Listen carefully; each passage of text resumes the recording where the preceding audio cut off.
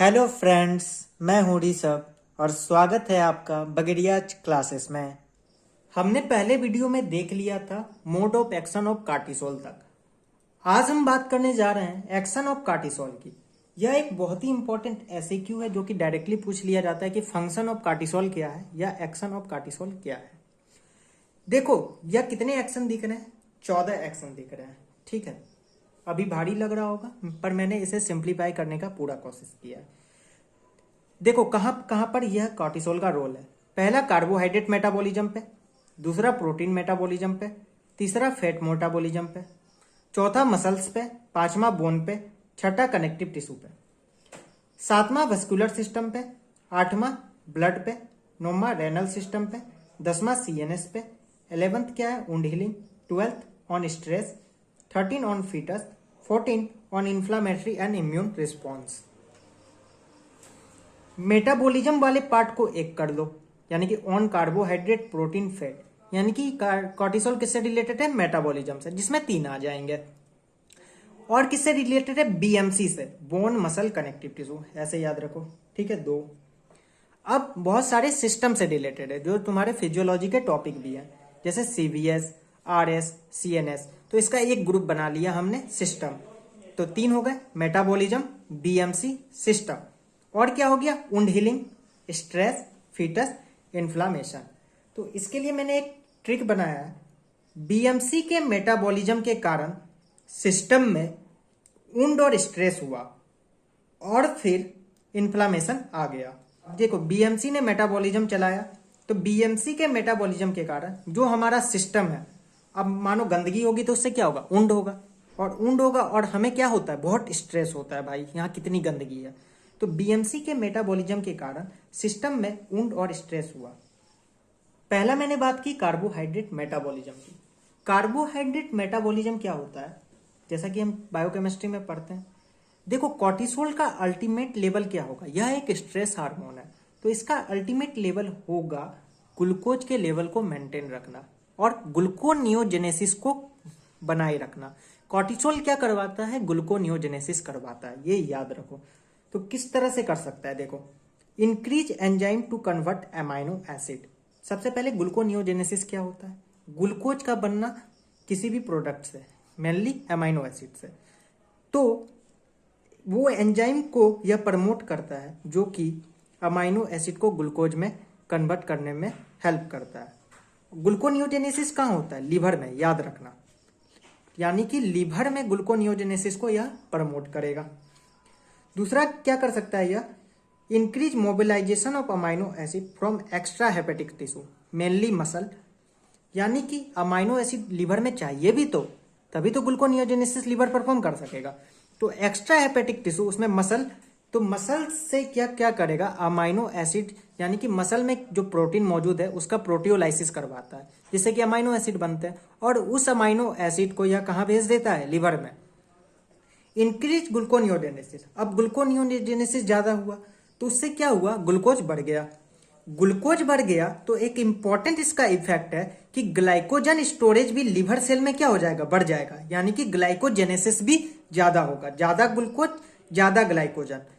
ठीक है, क्यों यह ग्लाइकोजन ज्यादा हो रहा है? अभी तो मैंने कहा था कि ग्लूकोज की जरूरत है क्योंकि स्ट्रेस में एनर्जी की जरूरत होती है। तो यह ग्लाइकोजन स्टोरेज इसीलिए करवा रहा है ताकि जो भी ग्लाइकोलाइटिक हार्मोन है जो ग्लाइकोजन को तोड़ने का काम करते हैं, जैसे एपिनेफ्रिन, ग्लूकागोन, यह इन पर एक्ट कर सके और ग्लूकोज बना सके। ठीक है, यानी कि यह अकेले ही नहीं संभाल रहा है, साथ ही साथ दूसरे हार्मोन को भी कह रहा है कि तुम भी काम करो। और यह क्या कर रहा है? Decrease rate of glucose utilization by cell, यानी कि सेल को कह रहा है कि तुम ग्लूकोज कम यूज करो। अब सेल को कह रहा है कि ग्लूकोज कम यूज करो तो उससे क्या होगा? ब्लड ग्लूकोज बढ़ जाएगा, और ब्लड ग्लूकोज अगर बढ़ जाएगा तो क्या हो जाएगा? हाइपरग्लाइसीमिया। और हाइपरग्लाइसीमिया को ही हम क्या कहते हैं? Adrenal diabetes. इस केस में क्योंकि यह बढ़ा किस वजह से? ग्लूकोकॉर्टिकोइड से, और ग्लूकोकॉर्टिकोइड्स कैसा हार्मोन है? एड्रिनल कॉर्टिको हार्मोन है, इसीलिए इसे हम कहते हैं एड्रिनल डायबिटीज। दूसरा इसका फंक्शन है प्रोटीन मेटाबॉलिज्म पे। प्रोटीन मेटाबॉलिज्म पे क्या कर रहा है?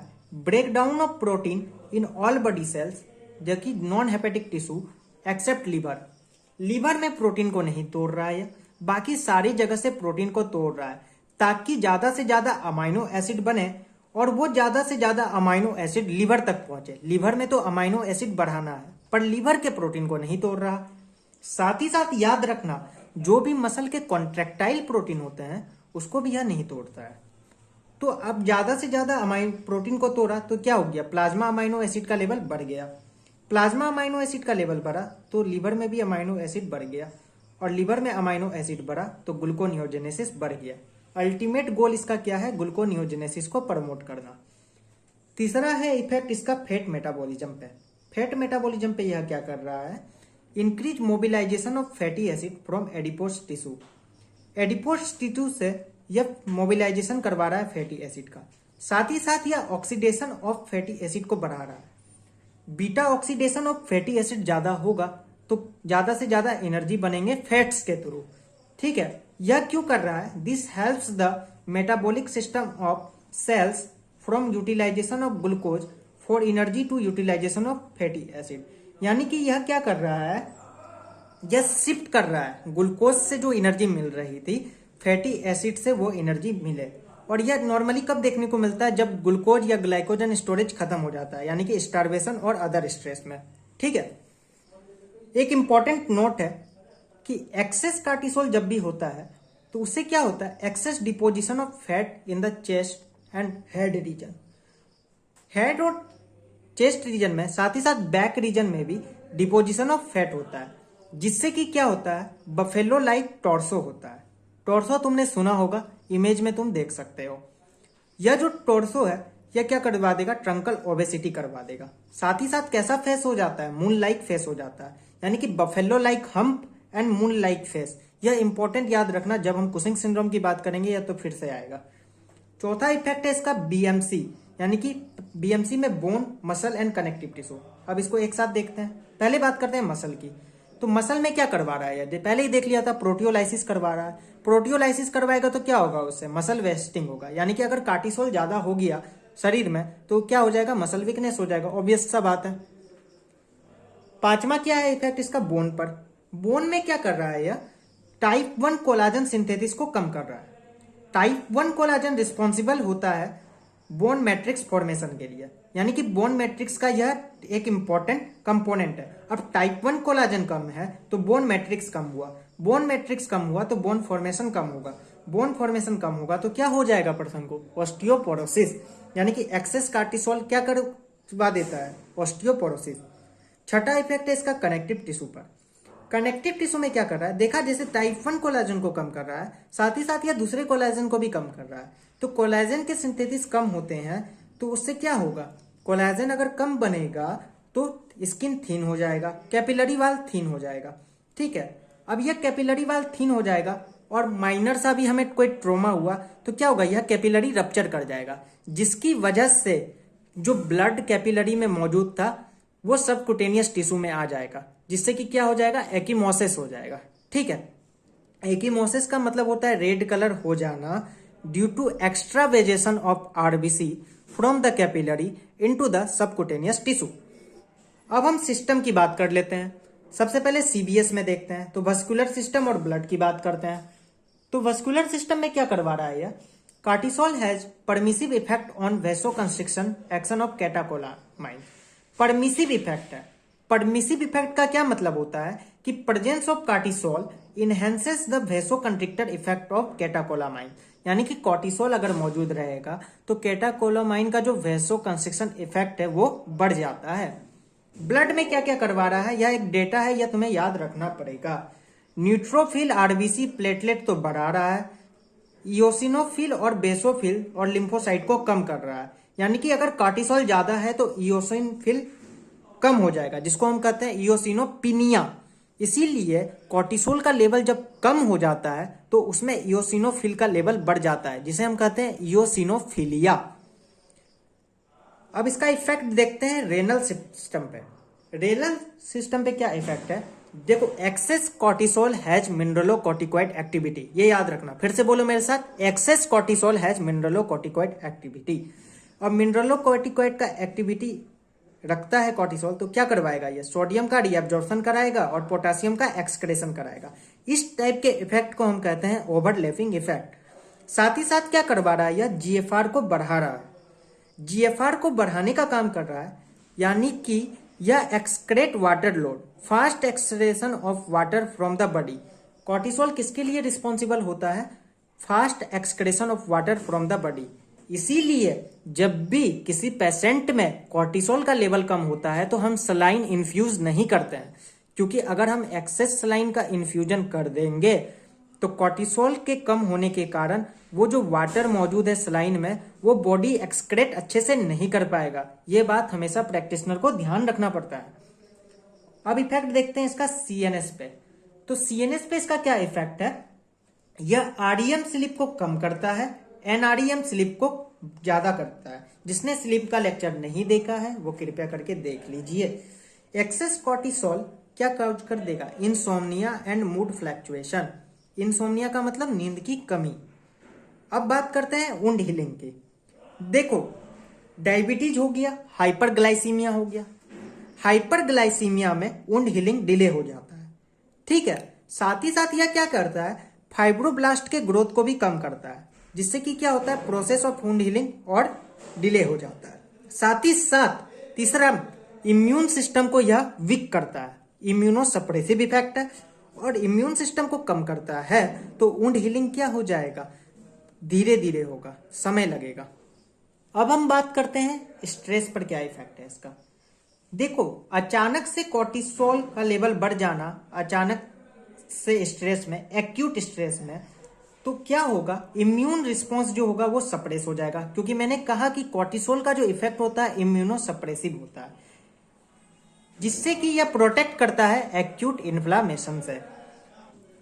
Chronic stress with high level of glucocorticoids for prolong period, लंबे समय तक अगर स्ट्रेस है तो ग्लूकोकॉर्टिकॉइड का लेवल लंबे समय तक है तो क्या होगा, स्ट्रेस रिलेटेड डिजीज होगा। यह डिजीज है, गलती से मैंने लिख दिया।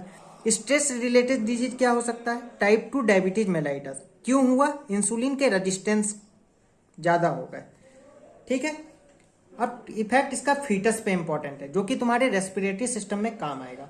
यह क्या करवा रहा है, फीटल ऑर्गन के मैच्योरेशन को प्रमोट कर रहा है। साथ ही साथ यह सर्फेक्टेंट के प्रोडक्शन को बढ़ा रहा है ताकि लंग मैच्योर हो सके।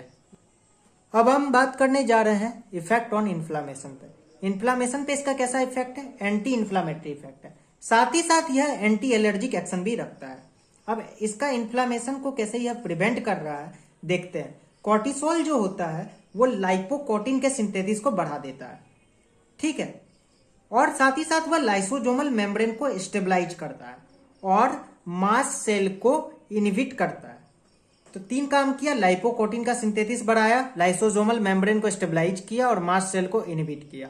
लाइपोकोटिन सिंथेसिस ज्यादा होता है तो यह फॉस्फोलाइपेज A2 नामक एंजाइम को इनहिबिट करता है, और फॉस्फोलाइपेज A2 रिस्पॉन्सिबल होता है एरिकनोटिक एसिड फॉर्मेशन के लिए। तो एरिकनोटिक एसिड कम बना, फॉस्फोलाइपेज A2 कम है, तो अब एरिकनोटिक एसिड कम बना तो प्रोस्टाग्लैंडाइंस जो कि इन्फ्लामेटरी मीडिएटर्स है वो भी कम बने, तो decrease formation of inflammatory mediators. अब इन्फ्लामेटरी मीडिएटर्स ही कम बनेंगे तो क्या हो जाएगा, इन्फ्लामेशन प्रिवेंट हो जाएगा।